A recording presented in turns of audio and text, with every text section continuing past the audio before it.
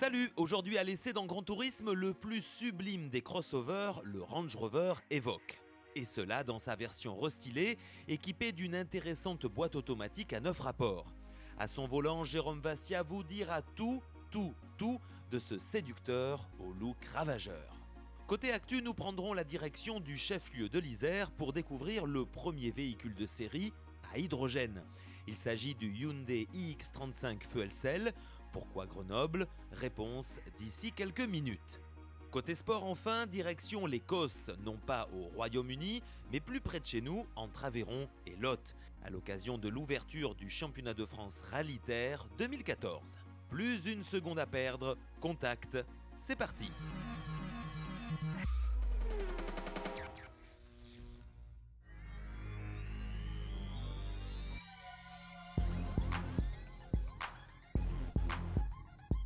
Présenté sous la forme du concept LRX en 2008, le Range Rover Evoque a débuté sa carrière au Mondial de Paris en 2010. Depuis sa commercialisation à l'automne suivant, le succès ne le quitte plus avec plus de 200 000 exemplaires vendus. Pourquoi vous décrire sa majestueuse forme alors qu'il suffit de l'admirer ?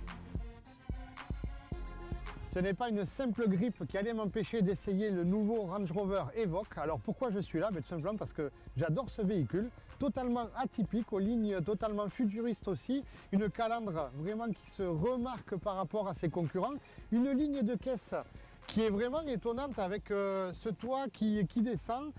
La couleur biton entre le toit et la carrosserie, c'est très sympa aussi. D'énormes jantes en 19 pouces et puis surtout quand on a une vue de l'arrière avec ce gros béquet, cette petite antenne, ce diffuseur avec la double sortie d'échappement, j'ai l'impression que je vais voir le véhicule se transformer en Transformer. Franchement, je trouve que c'est assez sympa. Avec ce millésime 2014, l'Evoque se part de nouveaux rétros plus petits, de nouvelles jantes, d'un logo modernisé à l'emplacement des 6 précédents. Enfin, sur la bascule, l'Evoque s'affiche en dessous des 1700 kg. À l'intérieur, les améliorations portent sur la présence d'une console centrale coulissante et d'un porte-lunettes dans le pavillon, sans oublier l'évolution de l'écran tactile de l'ordinateur de bord et de nouveaux coloris. Le modèle de cet essai dispose du moteur 4 cylindres turbo-diesel de 2179 cm3 SD4. Il développe 190 chevaux à 3500 tours. Sa vitesse maxi atteint 195 km/h sur circuit et passe de 0 à 100 km/h en 8 secondes. Alors, qu'en penses-tu, Jérôme ? Eh bien, à l'utilisation, quelques détails très pratiques, comme par exemple les rangements ici pour le téléphone, les clés ou la télécommande du portail.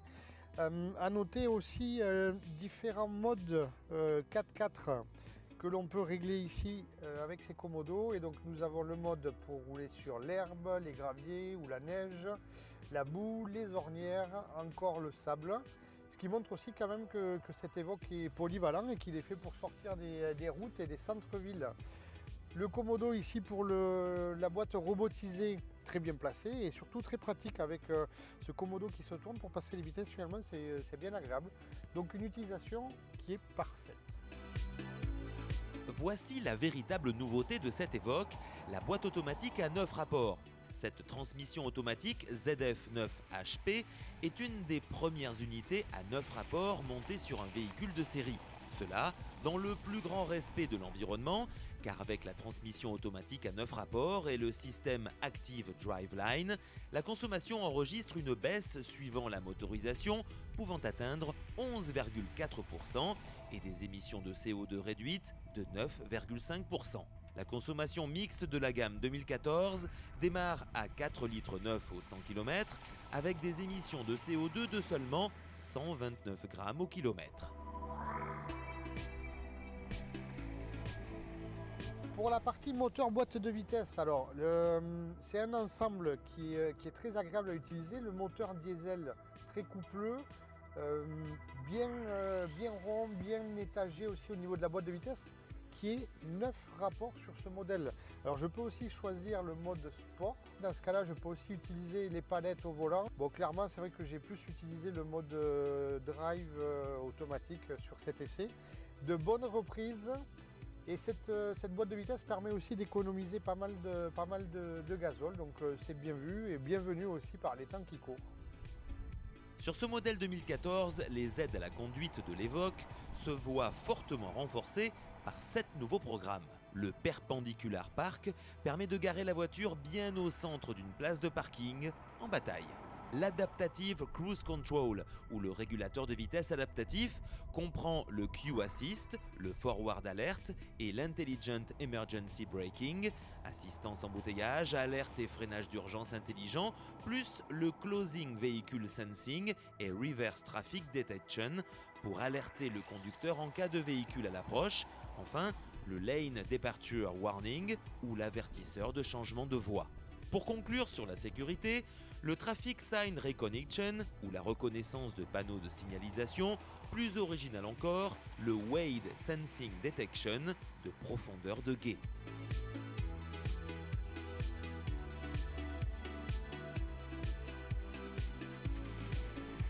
Concernant la partie châssis, alors j'ai été très étonné par la direction de l'Evoque qui permet d'inscrire très rapidement le véhicule en courbe, c'est-à-dire que finalement il n'y a pas de roulis, on n'a pas l'impression que les pneus travaillent, qu'ils se couchent comme on dit dans le jargon, ce qui fait que c'est très directif, très précis.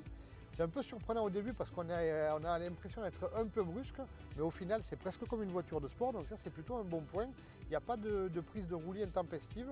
Et le châssis, alors sur ces jantes en plus en 19 pouces avec une bonne liaison au sol, se comporte vraiment bien, ça tient très très bien la route, un super freinage. Et tout ça dans le confort absolu, donc moi je signe, je valide. Et celui-ci aussi, je pense que je vais le garder dans mon garage. Disponible en option et présent sur ce véhicule, l'équipement Active Driveline est le premier système 4 roues motrices à la demande, capable d'améliorer le dynamisme du véhicule et sa consommation. De plus, le système Torque Vectoring, le répartiteur de couple, renforce le dynamisme et la sécurité en redirigeant le couple entre chacune des 4 roues en cas de sous-virage. Il fait partie de l'Active Driveline et est livré en série sur SI4 et SD4 avec l'option boîte automatique. Plaisant, confortable, dynamique, il devient plus respectueux de l'environnement. L'Evoque démontre aujourd'hui qu'il n'est pas qu'un bel écrin, il se mettra en 4 afin de vous satisfaire. Gamme Range Rover Evoque à partir de 33 200 €.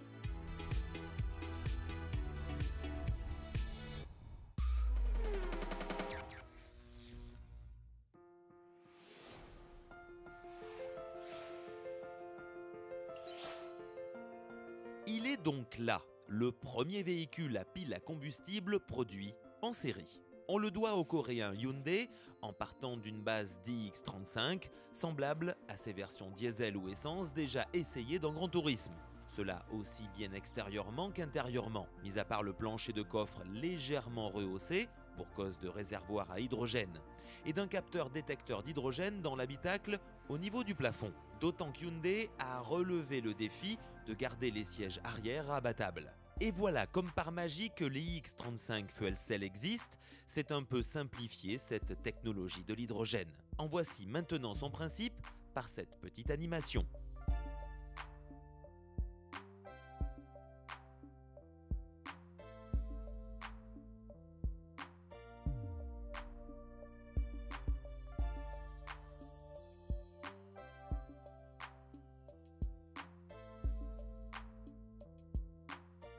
Il suffit de remplir les 2 réservoirs d'hydrogène de 104 litres situés sous le plancher du coffre pour l'un et de 40 litres pour l'autre positionnés sous la banquette arrière. Je vous rassure bien entendu par le même orifice. Là où un véhicule mu par la fée électricité vous demande plusieurs heures de charge pour effectuer 250 km, dans le meilleur des cas, il ne vous faudra que 3 minutes pour remplir le plein d'hydrogène avec à la clé plus de 500 km d'autonomie suivant votre conduite contre environ 55 €. Hyundai avec l'IX35 Fuel Cell propose une solution de substitution efficace au carburant classique dans le respect quasi total de l'environnement. À l'heure actuelle, l'IX35 Fuel Cell n'a pas de prix de vente aux particuliers car seules les flottes peuvent en disposer.